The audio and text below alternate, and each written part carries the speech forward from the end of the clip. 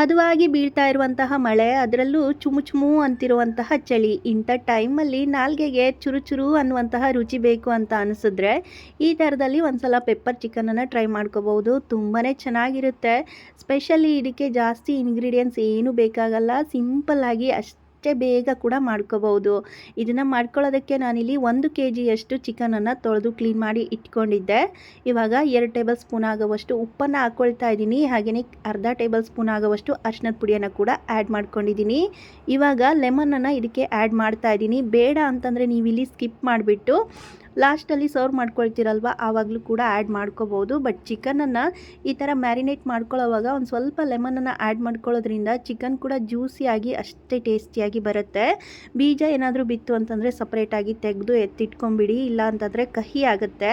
ಇವಾಗ ಇದನ್ನು ಈ ಥರ ಚೆನ್ನಾಗಿ ಮಿಕ್ಸ್ ಮಾಡ್ಕೋಬೇಕು. ಒಂದು 2 ನಿಮಿಷ ಮಿಕ್ಸ್ ಮಾಡಿಕೊಂಡ್ರೆ ಸಾಕು.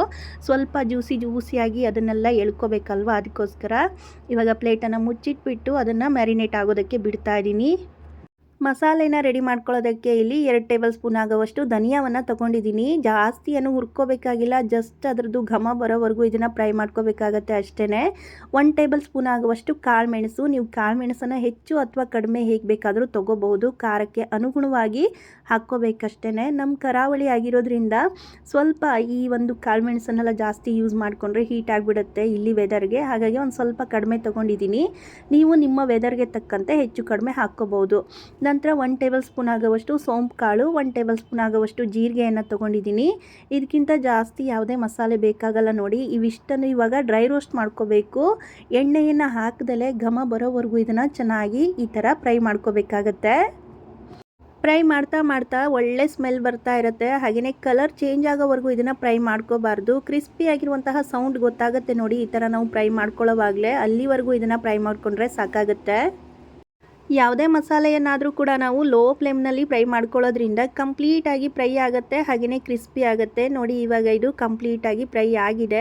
ಇವಾಗ ಒಂದು ಸ್ಟೀಲ್ ಪ್ಲೇಟ್ನಲ್ಲಿ ಇದನ್ನು ತೆಗೆದು ಇಟ್ಕೊಳ್ತಾ ಇದ್ದೀನಿ. ಸಾಧ್ಯ ಆದಷ್ಟು ಸ್ಟೀಲ್ ಪಾತ್ರೆಗಳಲ್ಲೇ ನಾವು ಯೂಸ್ ಮಾಡ್ಕೊಳ್ಳೋದ್ರಿಂದ ಬಿಸಿ ಬಿಸಿ ಪದಾರ್ಥಗಳನ್ನು ಹಾಕ್ಕೊಂಡ್ರೂ ಕೂಡ ಯಾವುದೇ ಪ್ರಾಬ್ಲಮ್ ಆಗಲ್ಲ. ನಂತರ ಅದೇ ಬಾಣಲೆಗೆ ಇವಾಗ ಚಿಕನನ್ನು ಬೇಯಿಸ್ಕೊಳ್ಳೋದಕ್ಕೆ ರೆಡಿ ಮಾಡ್ಕೊಳ್ತಾ ಇದ್ದೀನಿ.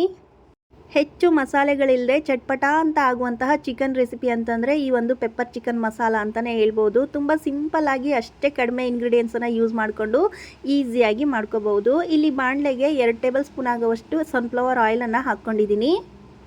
ಒಗ್ಗರಣೆಗೆ ಒಂದು 4 ರಿಂದ 5 ಬ್ಯಾಡಗಿ ಮೆಣಸಿನ್ಕಾಯಿಗಳನ್ನ ಈ ಥರ ತುಂಡು ಮಾಡಿ ಸೇರಿಸ್ಕೊಂಡಿದ್ದೀನಿ. ಹಾಗೆಯೇ ಸಿಪ್ಪೆ ಸಮೇತ ಇರುವಂತಹ ಬೆಳ್ಳುಳ್ಳಿ, ಸುಮಾರು 3/4 ಗಡ್ಡೆಯಷ್ಟು ಬೆಳ್ಳುಳ್ಳಿಯನ್ನು ತೊಗೊಂಡಿದ್ದೀನಿ. ಸಿಪ್ಪೆ ಸಮೇತ ಜಜ್ಜಿ ಹಾಕ್ಕೊಳ್ಳೋದ್ರಿಂದ ತುಂಬಾ ಟೇಸ್ಟಿಯಾಗಿರುತ್ತೆ, ಫ್ಲೇವರ್ ಕೂಡ ಚೆನ್ನಾಗಿ ಬಿಟ್ಕೊಳ್ಳುತ್ತೆ. ನಂತರ ಒಂದು ಸ್ವಲ್ಪ ಕರಿಬೇವು ಅಂದರೆ ಜಾಸ್ತಿನೇ ಹಾಕ್ಕೊಂಡಿದ್ದೀನಿ. ಕರಿಬೇವಿನ ಫ್ಲೇವರ್ ತುಂಬ ಚೆನ್ನಾಗಿ ಅನಿಸುತ್ತೆ ಈ ಒಂದು ಪೆಪ್ಪರ್ ಚಿಕನ್ಗೆ. ಇವೆಲ್ಲನೂ ಇವಾಗ ಚೆನ್ನಾಗಿ ಫ್ರೈ ಆಗಬೇಕು. ಕರಿಬೇವೆಲ್ಲ ಕ್ರಿಸ್ಪಿ ಆಗುತ್ತಲ್ವ, ಟ್ರಾನ್ಸ್ಪರೆಂಟ್ ಆಗುತ್ತೆ ನೋಡಿ, ಅಲ್ಲಿವರೆಗೂ ಇದನ್ನು ಚೆನ್ನಾಗಿ ಫ್ರೈ ಮಾಡ್ಕೋಬೇಕಾಗತ್ತೆ. ಬೆಳ್ಳುಳ್ಳಿ ಮತ್ತು ಈ ಬ್ಯಾಡಗಿ ಮೆಣಸಿನ್ಕಾಯಿ ಏನಿದೆ ಅಲ್ವಾ, ಚೆನ್ನಾಗಿ ಕ್ರಿಸ್ಪಿ ಆಯಿತು ಅಂತಂದರೆ ಚಿಕನ್ ಮಧ್ಯೆ ತಿನ್ನೋವಾಗ ಬಾಯಿಗೆ ಸಿಕ್ಕಿದ್ರೂ ಕೂಡ ತುಂಬಾ ಟೇಸ್ಟಿ ಅಂತ ಅನಿಸುತ್ತೆ. ಅದರಲ್ಲೂ ಕರಿಬೇವಿನ ಫ್ಲೇವರ್ ಅಂತೂ ಸಖತ್ ಘಮ ಕೊಡ್ತಾ ಇರುತ್ತೆ ನೋಡಿ. ಇವಾಗ ಇದೆಲ್ಲ ಕ್ರಿಸ್ಪಿ ಆಗ್ತಾ ಬಂತಲ್ವಾ, ಇದನ್ನು ಕೂಡ ಒಂದು ಪ್ಲೇಟ್ಗೆ ಒಂದು ಅರ್ಧ ಭಾಗದಷ್ಟು ಇದನ್ನು ತೆಗೆದಿಡ್ತಾ ಇದ್ದೀನಿ. ಕಂಪ್ಲೀಟಾಗಿ ಎಲ್ಲನೂ ತೆಗಿತಾ ಇಲ್ಲ, ಅರ್ಧ ಭಾಗದಷ್ಟು ಮಾತ್ರ ತೆಗೆದು ಮಿಕ್ಕಿದ್ದನ್ನು ಅದರಲ್ಲೇ ಬಿಡ್ತಾ ಇದ್ದೀನಿ. ತೆಗೆದಿಟ್ಟಿರೋ ಮೆಣಸಿನ್ಕಾಯಿ, ಬೆಳ್ಳುಳ್ಳಿ ಮತ್ತು ಕರಿಬೇವನ್ನು ಏನು ಮಾಡೋದು ಅನ್ನುವಂಥದ್ದನ್ನು ಕೊನೆಯಲ್ಲಿ ತಿಳಿಸ್ಕೊಡ್ತೀನಿ. ಸಖತ್ ಕ್ರಿಸ್ಪಿಯಾಗಿ ಕಲರ್ಫುಲ್ಲಾಗಿ ಕಾಣಿಸ್ತಾ ಇದೆ ಅಲ್ವಾ. ಇದೇ ಒಗ್ಗರಣೆಗೆ ಇವಾಗ 1 ಟೇಬಲ್ ಸ್ಪೂನ್ ಆಗುವಷ್ಟು ಶುಂಠಿ ಮತ್ತು ಬೆಳ್ಳುಳ್ಳಿಯ ಪೇಸ್ಟನ್ನು ಆ್ಯಡ್ ಮಾಡ್ಕೊಳ್ತಾ ಇದ್ದೀನಿ. ಇದನ್ನು ಕೂಡ ಅಷ್ಟೇ ಹಸಿ ವಾಸನೆ ಹೋಗೋವರೆಗೂ ಚೆನ್ನಾಗಿ ಫ್ರೈ ಮಾಡ್ಕೋಬೇಕಾಗತ್ತೆ. ಇವಾಗ ಮ್ಯಾರಿನೇಟ್ ಮಾಡಿ ಇಟ್ಕೊಂಡಂತಹ ಚಿಕನ್ ಇತ್ತಲ್ವ, ಅದನ್ನು ಆ್ಯಡ್ ಮಾಡ್ಕೊಳ್ತಾ ಇದ್ದೀನಿ. ಲೋ ಫ್ಲೇಮ್ನಲ್ಲಿ ಇಟ್ಕೊಂಡೆ ಇದನ್ನೆಲ್ಲ ಫ್ರೈ ಮಾಡ್ಕೋಬೇಕಾಗತ್ತೆ. ಚಿಕನನ್ನು ಹಾಕ್ಕೊಳ್ಳೋವಾಗಲೂ ಅಷ್ಟೇ ಇದನ್ನು ಸ್ವಲ್ಪ ಎಣ್ಣೆಯಲ್ಲಿ ನೀರನ್ನು ಬಿಟ್ಕೊಳ್ಳುತ್ತಲ್ಲ, ಅಲ್ಲಿವರೆಗೂ ಲೋ ಫ್ಲೇಮ್ನಲ್ಲಿ ಇಟ್ಕೊಂಡು ಚೆನ್ನಾಗಿ ಫ್ರೈ ಮಾಡ್ಕೋಬೇಕಾಗತ್ತೆ. ಈ ಟೈಮಲ್ಲೇ ಒಂದು 3 ರಿಂದ 4 ಹಸಿಮೆಣಸಿನ್ಕಾಯನ್ನು ಕೂಡ ಆ್ಯಡ್ ಮಾಡ್ಕೊಳ್ತಾ ಇದ್ದೀನಿ. ಇದು ಖಾರ ಕಡಿಮೆ ಇರುವಂತಹ ಮೆಣಸಿನ್ಕಾಯಿ, ಸೊ ನೀವು ನೋಡಿಕೊಂಡು ಹಾಕ್ಕೊಳ್ಳಿ. ಖಾರ ಜಾಸ್ತಿ ಬೇಕು ಅಂತಂದರೆ ಜಾಸ್ತಿ ಕೂಡ ಹಾಕ್ಕೋಬಹುದು. ಇದನ್ನೆಲ್ಲ ಎಣ್ಣೆಯಲ್ಲಿ ಇವಾಗ ಒಂದು 4 ರಿಂದ 5 ನಿಮಿಷದ ಕಾಲ ಚೆನ್ನಾಗಿ ಫ್ರೈ ಮಾಡ್ಕೋಬೇಕು. ಒಂದು ಸ್ವಲ್ಪ ನೀರನ್ನೆಲ್ಲ ಬಿಟ್ಕೊಳ್ತಾ ಬರುತ್ತಲ್ವ ಚಿಕನ್ನು, ಅಲ್ಲಿವರೆಗೂ ಇದನ್ನು ಫ್ರೈ ಮಾಡ್ಕೋಬೇಕಾಗತ್ತೆ. ಲಿಡ್ಡನ್ನು ಕ್ಲೋಸ್ ಮಾಡಿಟ್ಬಿಟ್ಟು ಲೋ ಫ್ಲೇಮ್ನಲ್ಲಿ ಇವಾಗ ಇದನ್ನು ಬೇಯೋದಕ್ಕೆ ಬಿಡ್ತಾ ಇದ್ದೀನಿ. ಒಂದು ಕಾಲು ಭಾಗದಷ್ಟು ಬೆಂದರೆ ಸಾಕು ಚಿಕನ್ನು, ಪೂರ್ತಿಯಾಗಿ ಇದು ಕುಕ್ ಆಗೋದು ಬೇಡ. ಇವಾಗ ಓಪನ್ ಮಾಡ್ತಾ ಇದ್ದೀನಿ ಅಲ್ವಾ, ಚಿಕನ್ ಕೂಡ ಒಂದು ಸ್ವಲ್ಪ ಸಾಫ್ಟ್ ಆಗಿದೆ, ಒಂದು ಸ್ವಲ್ಪ ನೀರನ್ನು ಕೂಡ ಬಿಟ್ಕೊಳ್ತಾ ಇದೆ. ಕಂಪ್ಲೀಟಾಗಿ ನೀರನ್ನು ಬಿಟ್ಕೊಂಡಿಲ್ಲ, ಹಾಗೆಯೇ ಪೂರ್ತಿಯಾಗಿ ಬೆಂದಿಲ್ಲ ಕೂಡ. ಇವಾಗ ಇದನ್ನು ನಾವು ಬೇಯಿಸ್ಕೊಳ್ಳೋವಾಗ ಒಂದು ಟಿಪ್ಸನ್ನು ಫಾಲೋ ಮಾಡಿದ್ರೆ ಚಿಕನ್ ಪೀಸಸ್ ಏನಿರುತ್ತಲ್ವ ತುಂಬಾ ಜ್ಯೂಸಿಯಾಗಿ ಅಷ್ಟೇ ಮೆತ್ತಗೆ ಬೇಯುತ್ತೆ. ಈ ಥರ ಮಾಡ್ಕೋಬೇಕು ಅಂತಂದರೆ ಚಿಕನನ್ನು ಬೇಯಿಸ್ಕೊಳ್ಳೋವಾಗ ಕಂಪ್ಲೀಟಾಗಿ ಎಣ್ಣೆನಲ್ಲೇ ಫ್ರೈ ಮಾಡ್ಕೋಬಾರ್ದು. ಸ್ವಲ್ಪ ಎಣ್ಣೆಯಲ್ಲಿ ಫ್ರೈ ಮಾಡ್ತಿದ್ದ ಹಾಗೆ ಅದು ನೀರು ಬಿಟ್ಕೊಳ್ಳುತ್ತಲ್ವ, ಆ ಟೈಮ್ನಲ್ಲಿ ಒಂದು ಕಾಲು ಲೋಟದಷ್ಟು ನೀರನ್ನು ಇದಕ್ಕೆ ಆ್ಯಡ್ ಮಾಡ್ಕೊಳ್ಳೋದ್ರಿಂದ ತುಂಬಾ ಜ್ಯೂಸಿಯಾಗಿರುತ್ತೆ ಚಿಕನ್ ಪೀಸಸ್ಸು. ಈ ಒಂದು ಟಿಪ್ಸನ್ನು ನೀವು ಕೂಡ ಫಾಲೋ ಮಾಡಿ ನೋಡಿ, ಖಂಡಿತ ಸಕ್ಸಸ್ ಆಗೇ ಆಗುತ್ತೆ. ಈ ಥರ ಬೇಯಿಸ್ಕೊಳ್ಳೋದ್ರಿಂದ ಚಿಕನ್ ಪೀಸಸ್ ಎಲ್ಲ ಸಾಫ್ಟ್ ಆಗುತ್ತೆ, ಹಾಗೆಯೇ ಜ್ಯೂಸಿಯಾಗಿ ಬರುತ್ತೆ. ಇನ್ ಕೇಸ್ ನಿಮಗೆ ನೀರು ಬೇಡ ಅಂತಂದರೆ ಕೆಲವರು ಮೊಸರನ್ನು ಕೂಡ ಆ್ಯಡ್ ಮಾಡಿಕೊಂಡು ಮಾಡ್ಕೊಳ್ತಾರೆ. ಬಟ್ ಎಲ್ಲ ಒಂದು ರೆಸಿಪಿಗೂ ಕೂಡ ಮೊಸರನ್ನು ಆ್ಯಡ್ ಮಾಡ್ಕೊಳ್ಳೋದು ಅಷ್ಟು ಟೇಸ್ಟಿ ಅಂತ ಅನಿಸಲ್ಲ. ಇವಾಗ ನೀರನ್ನು ಆ್ಯಡ್ ಮಾಡಿ ಅದನ್ನು ಬೇಯೋದಕ್ಕೆ ಬಿಟ್ಟಿದ್ದೆ. ಈ ಕಡೆಯಲ್ಲಿ ಹುರಿದಿರುವಂತಹ ಮಸಾಲೆ ಕೂಡ ನೋಡಿ ಎಷ್ಟು ಚೆನ್ನಾಗಿ ತಣ್ಣಗಾಗಿದೆ ಅಂತ. ಹುರಿದಿರೋ ಮಸಾಲೆ ತಣ್ಣಗಾದ್ರೇ ಈ ಥರ ನಾವು ಪುಡಿ ಮಾಡ್ಕೊಳ್ಳೋದಕ್ಕೆ ಸಾಧ್ಯ ಆಗುತ್ತೆ. ನೋಡಿ ಕೈಯಲ್ಲೇ ಎಷ್ಟು ಪುಡಿ ಆಗ್ತಿದೆ ಅಂತ. ಹೀಗೆ ನಾವು ಕೈಯಿಂದ ಪ್ರೆಸ್ ಮಾಡಿದಾಗ ಪುಡಿ ಪುಡಿ ಆಗ್ತಾ ಇತ್ತಲ್ವ, ಇದನ್ನು ಇವಾಗ ಒಂದು ಕುಟ್ಟಾಣಿಯಲ್ಲಿ ಹಾಕ್ಕೊಂಡು ನಾನು ಕುಟ್ಟಿ ಪುಡಿ ಮಾಡ್ಕೊಳ್ತಾ ಇದ್ದೀನಿ. ಮಿಕ್ಸಿ ಜಾರಲ್ಲೂ ಕೂಡ ನೀವು ಮಾಡ್ಕೋಬಹುದು, ಬಟ್ ಮಿಕ್ಸಿ ಜಾರಲ್ಲಿ ಮಾಡೋದಕ್ಕಿಂತ ಈ ಥರ ಕುಟ್ಟಿ ಹಾಕಿ ಮಾಡ್ತೀವಲ್ವ ಅದರಲ್ಲೇ ಟೇಸ್ಟು ತುಂಬಾ ಚೆನ್ನಾಗಿರುತ್ತೆ. ಡಿಫ್ರೆನ್ಸು ಗೊತ್ತಾಗಬೇಕು ಅಂತಂದರೆ ಒಂದು ಸಲ ಈ ಥರ ಕುಟ್ಟಿ ಹಾಕಿ ನೋಡಿ ಮಸಾಲೆಯನ್ನೆಲ್ಲ. ಇದನ್ನು ಕುಟ್ಟಾಣಿಯಲ್ಲಿ ಇಟ್ಬಿಟ್ಟು ಇವಾಗ ನಿಧಾನಕ್ಕೆ ಈ ಥರ ಕುಟ್ಕೋಬೇಕು. ತುಂಬ ಬೇಗ ಪುಡಿ ಆಗುತ್ತೆ, ಅಂದರೆ ಕ್ರಿಸ್ಪಿ ಇರುತ್ತಲ್ವ ಕಾಳುಗಳೆಲ್ಲ, ಹಾಗಾಗಿ ತುಂಬ ಬೇಗ ಕ್ರಿಸ್ಪಿಯಾಗಿ ಪುಡಿ ಆಗುತ್ತೆ. ನೋಡಿ ಎಷ್ಟು ಚೆನ್ನಾಗಿ ಪುಡಿ ಆಗ್ತಾ ಇದೆ ಅಂತ. ಮಿಕ್ಸಿ ಜಾರಲ್ಲಿ ಏನಾದರೂ ಹಾಕ್ಕೊಂಡ್ರೆ ಒಂದೇ ಸಲಕ್ಕೆ ಎಲ್ಲನೂ ಪುಡಿ ಪುಡಿ ಆಗಿಬಿಡುತ್ತೆ. ಅದರದ್ದು ಟೇಸ್ಟೇ ಒಂಥರ ಡಿಫ್ರೆಂಟ್ ಆಗಿರುತ್ತೆ. ಬಟ್ ಈ ಥರ ಕುಟ್ಟಿ ಹಾಕಿ ಮಾಡ್ತೀವಲ್ವ ಇದ್ರ ಟೇಸ್ಟೇ ತುಂಬಾ ಡಿಫ್ರೆಂಟ್ ಆಗಿರುತ್ತೆ. ಎರಡೂ ಕೂಡ ಟೇಸ್ಟಿ ಆಗಿರುತ್ತೆ. ಅದರಲ್ಲೂ ಈ ಥರ ಕುಟ್ಟಿ ಹಾಕಿ ಮಾಡಿದಂತಹ ಮಸಾಲೆ ತುಂಬಾ ಟೇಸ್ಟಿಯಾಗಿರುತ್ತೆ.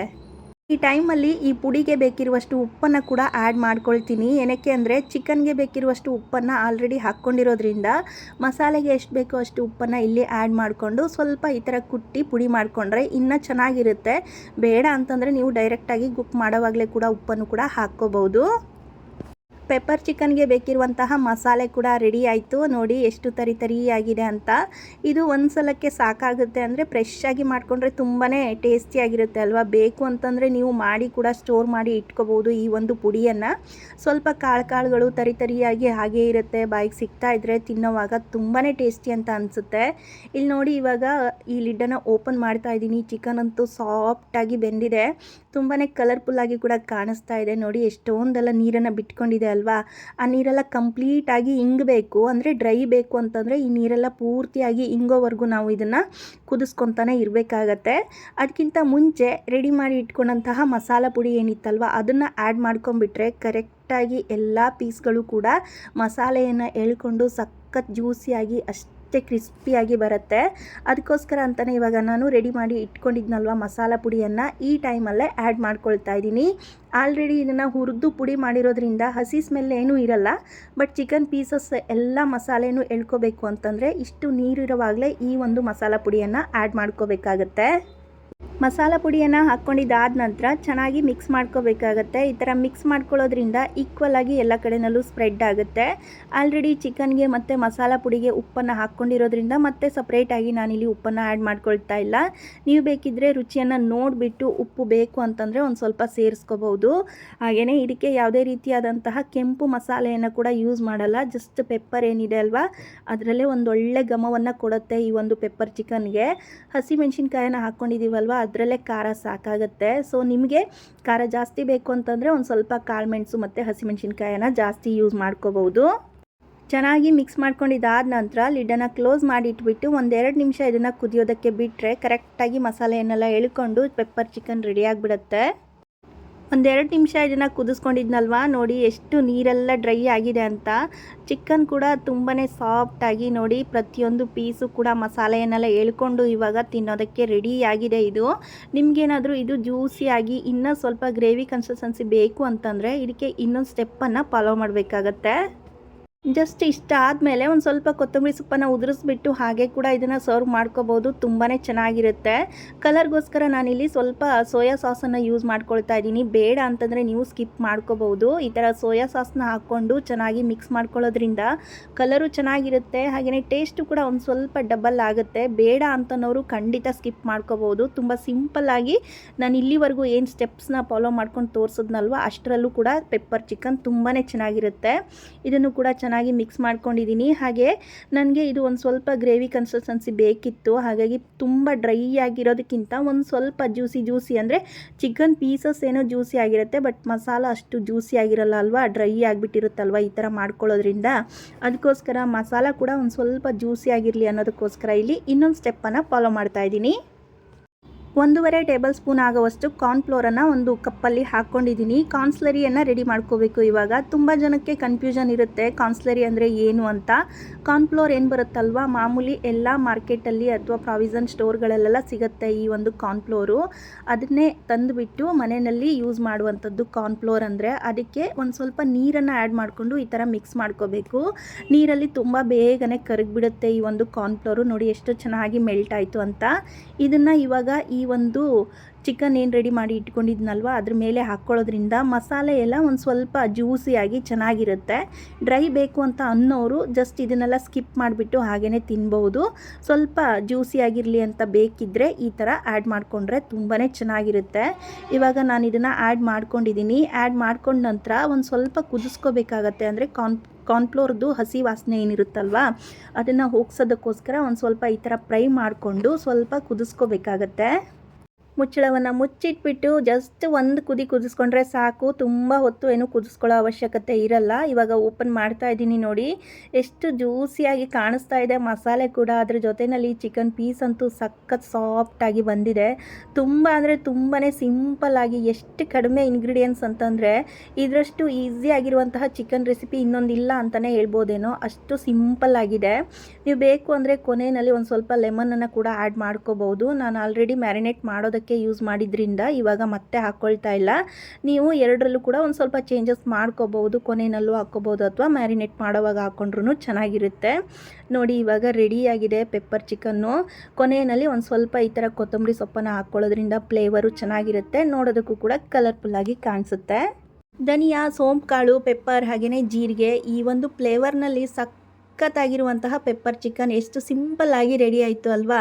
ತುಂಬಾ ಚೆನ್ನಾಗಿರುತ್ತೆ. ತಿಳಿ ಸಾರಿನ ಜೊತೆಯಲ್ಲಿ ಸೈಡ್ ಡಿಶ್ ಆಗಿ ಬಡಿಸ್ಕೊಂಡ್ರಂತೂ ಎಷ್ಟು ತಿಂದ್ವಿ ಅನ್ನೋದು ಕೂಡ ಗೊತ್ತಾಗಲ್ಲ, ಅಷ್ಟು ಸಕ್ಕತ್ತಾಗಿರುತ್ತೆ. ಈ ಮಳೆಗಾಲಕ್ಕಂತೂ ಈ ಥರ ಮಾಡ್ಕೊಂಡು ತಿಂತಾಯಿದ್ರೆ ನಿಜವಾಗ್ಲೂ ಎಲ್ರಿಗೂ ಇಷ್ಟ ಆಗೇ ಆಗುತ್ತೆ. ನಮ್ಮ ಮನೆಯಲ್ಲಂತೂ ಇದು ಎಲ್ರಿಗೂ ಕೂಡ ಆಲ್ ಟೈಮ್ ಫೇವ್ರೇಟ್ ಅಂತಲೇ ಹೇಳ್ಬೋದು. ಇದ್ರದ್ದು ಘಮ ರೆಡಿ ಆಗ್ತಿದೆ ಅಂತ ಗೊತ್ತಾಗ್ತಿದ್ದ ಹಾಗೇ ಬಂದು ಪ್ಲೇಟಲ್ಲಿ ಹಾಕ್ಕೊಂಡು ತಿಂತಾನೆ ಇರ್ತಾರೆ. ಅಷ್ಟರ ಮಟ್ಟಿಗೆ ಅಂದರೆ ಊಟಕ್ಕೆ ಅಂತ ಕಾಯಲ್ಲ, ಜಸ್ಟ್ ಹಂಗೇ ಸ್ನ್ಯಾಕ್ಸ್ ಥರ ಕೂಡ ಇದನ್ನು ತಿನ್ಬೋದು, ಅಷ್ಟು ಟೇಸ್ಟಿಯಾಗಿರುತ್ತೆ. ಇವಾಗ ಇಲ್ಲಿ ನಾನು ಆಗಲೇ ತೆಗೆದಿಟ್ಟಿದ್ನಲ್ವ ಮೆಣಸಿನ್ಕಾಯಿ ಮತ್ತು ಬೆಳ್ಳುಳ್ಳಿ, ಕರಿಬೇವನ್ನು ಒಗ್ಗರಣೆಯಲ್ಲಿ ಬಾಡಿಸಿಟ್ಕೊಂಡಿರುವಂಥದ್ದು, ಇದನ್ನು ಜಸ್ಟ್ ಮೇಲೆ ಹೀಗೆ ಹಾಕ್ಕೊಂಡ್ರೆ ನೋಡೋದಕ್ಕೆ ನೋಡಿ ಎಷ್ಟು ಕಲರ್ಫುಲ್ಲಾಗಿ ಕಾಣಿಸುತ್ತೆ. ಅಲ್ಲಲ್ಲಿ ರೆಡ್ ಆಗಿ ಬೆಳ್ಳುಳ್ಳಿ ಎಲ್ಲನೂ ಕಲರ್ಫುಲ್ಲಾಗಿ ಕಾಣಿಸುತ್ತೆ ಅಲ್ವಾ. ಹಾಗೆಯೇ ಎಣ್ಣೆನಲ್ಲಿ ಫ್ರೈ ಮಾಡಿರ್ತೀವಲ್ವಾ, ಗರಿಯಾಗಿರುತ್ತೆ. ಹಾಗೆ ತಿನ್ನೋದಕ್ಕೂ ಕೂಡ ತುಂಬ ಚೆನ್ನಾಗಿ ಅನಿಸುತ್ತೆ. ನಾನಂತೂ ಇದರಲ್ಲಿರುವಂಥ ಯಾವುದನ್ನು ವೇಸ್ಟ್ ಮಾಡಲ್ಲ. ನಿಜ ಹೇಳಬೇಕು ಅಂತಂದರೆ ಬ್ಯಾಡಗಿ ಮೆಣಸನ್ನು ಕೂಡ ತಿಂತೀನಿ, ಅಷ್ಟು ಫ್ಲೇವರ್ಫುಲ್ ಆಗಿರುತ್ತೆ ಈ ಒಂದು ಪೆಪ್ಪರ್ ಚಿಕನ್. ತುಂಬ ಸಿಂಪಲ್ ಆಗಿ ಪೆಪ್ಪರ್ ಚಿಕನ್ ಯಾವ ಥರ ಮಾಡೋದು ಅಂತದನ್ನು ನೋಡ್ಕೊಂಡ್ರಿ ಅಲ್ವಾ. ವಿಡಿಯೋ ಇಷ್ಟ ಆಯಿತು ಅಂತಂದರೆ ಲೈಕ್, ಕಮೆಂಟ್, ಶೇರ್ ಮಾಡೋದನ್ನು ಮರಿಬೇಡಿ. ಫೇಸ್ಬುಕ್ಕಲ್ಲಿ ನೋಡ್ತಾ ಇರೋಂಥವ್ರು ಪೇಜನ್ನು ಫಾಲೋ ಮಾಡಿ.